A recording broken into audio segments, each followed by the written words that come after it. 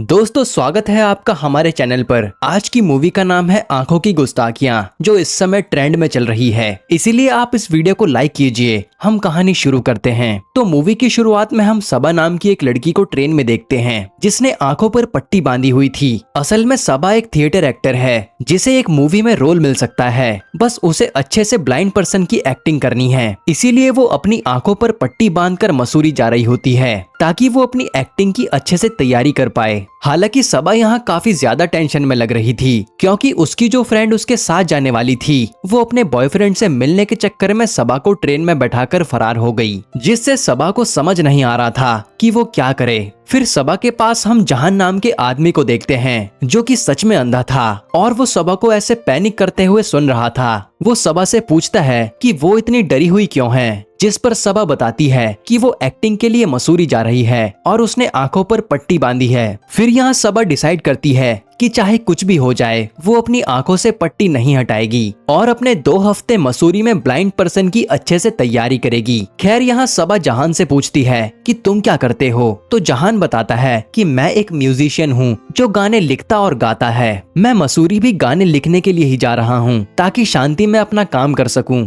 हालांकि जहान सबा को ये नहीं बताता कि वो ब्लाइंड है। खैर अब ये दोनों मसूरी पहुंच जाते हैं। यहाँ जहान को उसका एक आदमी लेने के लिए आता था, जो हर बार जहान का पूरा ख्याल रखता है। तो जहान के जाने की आवाज सुनकर सबा उससे कहती है कि मेरी फ्रेंड मेरे साथ नहीं है, क्या तुम मुझे वही रूम दिलवा दोगे जहाँ तुम रुके हुए हो। इस पर जहान पहले तो मना करता है, लेकिन फिर वो मान जाता है। फिर दोनों जहान के सर्वेंट चौकीलाल के साथ सीधा उसी होटल में पहुंच जाते हैं जहाँ जहान रुकने वाला था। हालांकि इतने लंबे सफर के बाद सबा को कहीं ना कहीं यकीन हो गया था कि जहान अच्छा आदमी है, इसीलिए वो उसके साथ काफी बातें करती है। खैर अब जैसे ही जहान होटल में सबके लिए रूम पूछता है, तो मैनेजर बताता है कि इस समय तो एक भी रूम खाली नहीं है और आपको आसपास कोई भी होटल खाली नहीं मिलने वाला। तब मैनेजर कहता है कि आप दोनों एक ही रूम में एडजस्ट कर लीजिए, 4 दिन में रूम खाली हो जाएंगे तो मैडम को शिफ्ट कर देना। लेकिन जहान तो साफ मना कर देता है कि मुझे शांति चाहिए, मैं किसी के साथ रूम नहीं शेयर करने वाला। पर वो सबा का सोचकर इसके लिए भी मान जाता है कि ये बेचारी अब कहाँ जाएगी। अब जैसे ही ये लोग रूम में आते हैं, तो यहाँ चौकीलाल जहान और सबा को भूतिया किस्से के बारे में बताता है कि कैसे पुराने समय में अंग्रेज ने अपनी बीवी और बच्चों को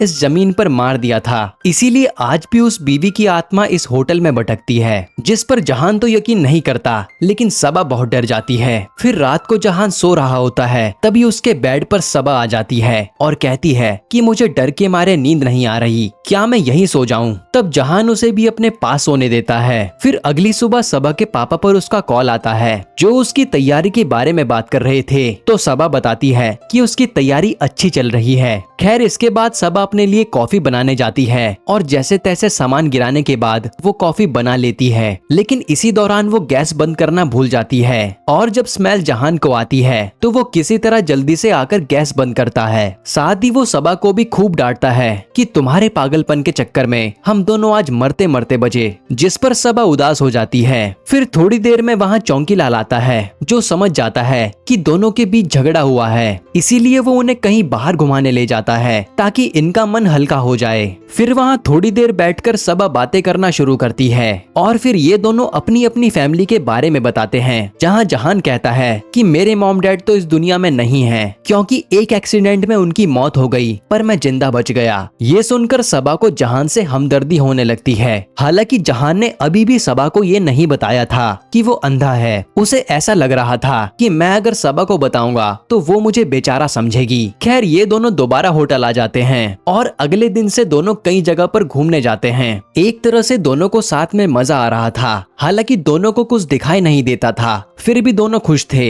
ऐसे में कुछ दिन बीत जाते हैं और जहान ने गाने भी लिखे थे, जो वो सबा को भी सुनाता है और सबा इम्प्रेस हो जाती है। फिर एक दिन होटल में एक पंछी घुस आता है और सबा उसके कारण चिल्लाने लगती है। तब जहान जो नहाने जा रहा था, वो पहले पंछी को भगाने के लिए सीढ़ी पर चढ़ने लगता है, लेकिन उसकी टॉवल उतर जाती है और ये सब सबा को पता चल जाता है। तो वो खूब हंसती है, यहाँ तक कि वो जहान को छेड़ने लगती है कि मैं तुम्हें आज देख लूंगी। जब जहान उससे शर्माते हुए भागने लगता है, लेकिन वो उसी के ऊपर गिर जाता है और ये दोनों इतने क्लोज आ जाते हैं कि इनकी किस हो जाती है। असल में सबा को जहान पसंद आ गया था, इसीलिए उसने रोका भी नहीं। फिर एकदम से जहान उठकर कहता है कि हमारे बीच में यहाँ जो भी हुआ वो गलत है और हमें इसे भूल जाना चाहिए। ये सुनकर सबा को लगता है कि शायद जहान को मैं पसंद नहीं आई, इसीलिए ऐसी बातें कर रहा है। यही सोचकर वो खुद को रूम में बंद कर लेती है। तब जहान उसे मनाने जाता है और सबा से कहता है कि मुझे लगता है कि जब तुम पट्टी हटाकर मुझे देखोगी तो पक्का मुझे एक्सेप्ट नहीं कर पाओगी। जिस पर सबा कहती है कि जब प्यार होता है तो इंसान उसे जज नहीं करता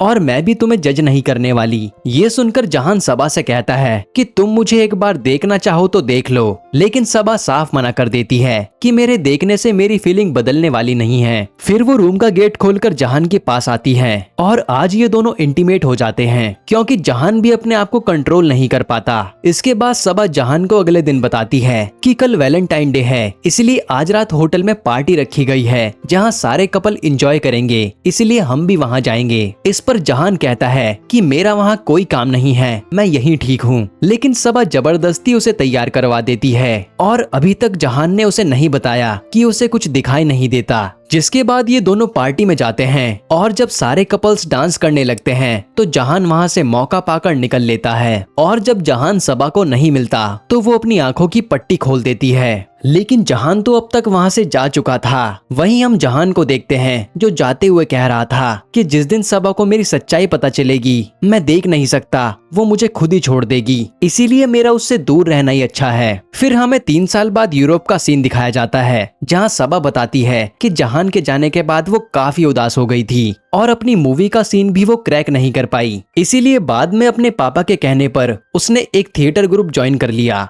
जिसका हेड अभिनव नाम का लड़का था और ये लोग यूरोप में परफॉर्मेंस के लिए आते थे। साथ ही हम सबा को देखकर समझ पाते हैं कि अभिनव उसका बॉयफ्रेंड है। इसके बाद ये लोग एक क्लब में जाते हैं जहां एंटर होते ही सबा को एक धुन सुनाई देती है। ये वही धुन थी जो जहान बजाता था, इसीलिए वो जैसे ही धुन बजाने वाले आदमी को देखने जाती है तब तक वो वहां से जा चुका था। तब सबा को लगने लगता है कि जरूर यहाँ जहान मौजूद था और यहाँ हम जहान को सच में यूरोप में ही देखते हैं जहाँ वो एक क्लब में ड्रिंक कर रहा होता है और वो एक लेडी से मिलता है जो हिंदी बोल रही थी, इसीलिए भारतीय होने के नाते ये दोनों बातें करने लगते हैं। तो ये लेडी बताती है कि हमारा यहाँ पर एक प्ले है, उसी सिलसिले में हम यहाँ आए हैं। वहीं जहान बताता है कि मैं एक म्यूजिक कॉलेज में फेलोशिप के लिए आया था और अब यहाँ क्लब में पार्ट टाइम म्यूजिक बजाता हूँ। फिर उस लेडी के नाम पूछने पर जहान अपना नाम कबीर बताता है। यही जहान ने अपना नाम बदल लिया। फिर जब जहान अपने घर आता है तो हमें पता चलता है कि जहान अपनी एक आंटी के साथ घर में रहता है जिन्हें जहान के बारे में सब पता है कि वो भारत से क्यों आया और उसका सबा के साथ क्या चक्कर था, सब कुछ। और यहाँ पर हम उसी लेडी को देखते हैं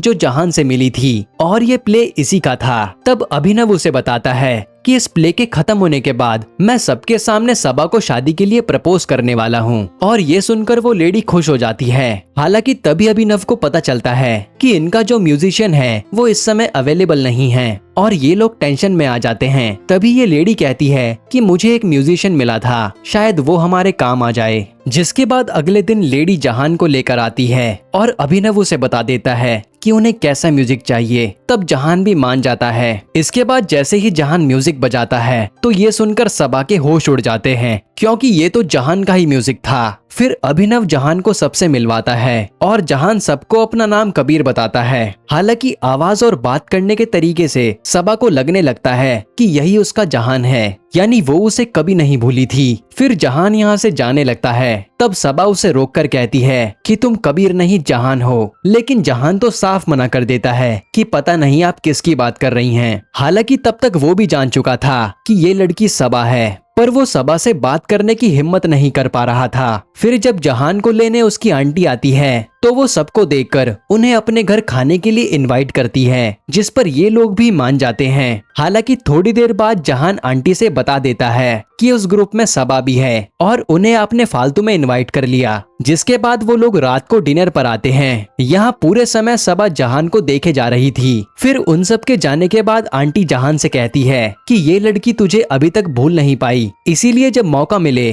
तो हिम्मत करके उससे बात करना और अपना पूरा मैटर खत्म कर देना। ये सब सुनकर अगले दिन जहान भी सीधा प्रैक्टिस के बाद सबा से मिलता है और रिवील करता है कि मैं जहान ही हूँ। ये सुनकर सबा उसे मारकर चली जाती है। फिर घर आकर वो खूब रोती है। तब अभिनव वहाँ पर आता है तो सबा उसे सब कुछ बता देती है, जिस पर अभिनव कहता है कि तुम आज तक उसे नहीं भूल पाई हो। तुम एक बार उससे बात करके सारे मैटर क्लियर कर लो ताकि तुम अपने पास्ट से पीछा छुड़ा सको। तो ये बात सबा को भी सही लगती है। इसके बाद सबा अगले दिन जहान से मिलने आती है कि मैं सोच भी नहीं सकती कि हम दोनों ऐसे मिलेंगे। यहाँ जहान भी सबा से काफी सारी बातें करता है, लेकिन सबा उससे एक बार भी अपने मन की बात नहीं कर पाती। इसीलिए वो जहान से कहती है कि मुझे तुमसे जरूरी बात करनी है, मुझसे बाद में मिलना। फिर ये दोनों प्ले की तैयारी करने में लग जाते हैं और शाम को सबा जहान से मिलने के लिए कहती है, जिसके बाद आज ये दोनों पब में जाते हैं और जहान ड्रिंक लेने जाता है, लेकिन गलती से वो दूसरे आदमी की ड्रिंक उठा लाता है जिसने उसमें ड्रग मिलाया था। और फिर ये ड्रिंक पीते पीते दोनों पुरानी बातें याद करने लगते हैं और ड्रग्स की वजह से सबा जहान से अपने मन की सारी भसड़ निकालने लगती है कि तुम मुझे उस दिन ऐसे छोड़कर क्यों चले गए थे,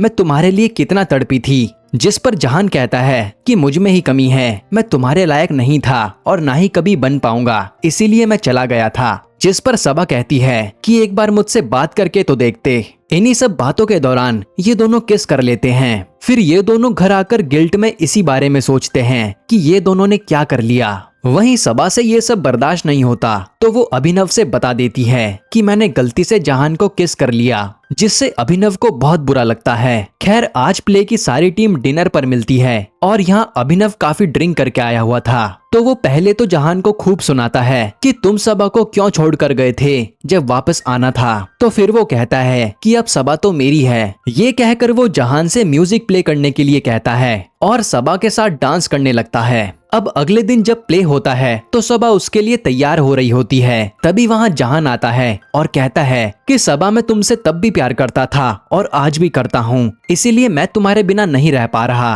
और हम कभी एक नहीं हो सकते, इसीलिए मैं यहाँ से कहीं दूर जा रहा हूँ। जिस पर सबा रोने लगती है और जहान यहाँ से चला जाता है। हालांकि ये सब अभिनव ने भी सुन लिया था। इसके बाद अभिनव सीधा सबा को स्टेज पर लेकर आता है और वो प्ले शुरू होने से पहले सबके सामने शादी के लिए उसे प्रपोज कर देता है। जिस पर सबा का कोई जवाब नहीं था तो अभिनव कहता है कि मैं जानता हूँ तुम उस जहान से ही प्यार करती हो, इसीलिए हम दोनों कभी एक साथ नहीं रह पाएंगे। ये कहकर वो उसे जाने देता है। तब सबा यहाँ से सीधा आंटी के पास आती है तो आंटी बताती है कि जहान तो अभी यूके के लिए निकल गया है और अभी वो ट्रेन में होगा। तब सबा जल्दी से सारी ट्रेन चेक करती है पर उसे जहान कहीं नहीं मिलता और ट्रेन चली जाने के बाद जहान सबा के पीछे से आता है जो उसकी आवाज सुनकर उतर गया था। तब सबा उसे यहाँ अपने प्यार का इजहार करती है और दोनों एक हो जाते हैं। और दोस्तों यहीं पर ये मूवी खत्म हो जाती है। दोस्तों आपको ये कहानी कैसी लगी हमें कमेंट में बताना और ऐसी ही वीडियोस के लिए चैनल को सब्सक्राइब कर लीजिए।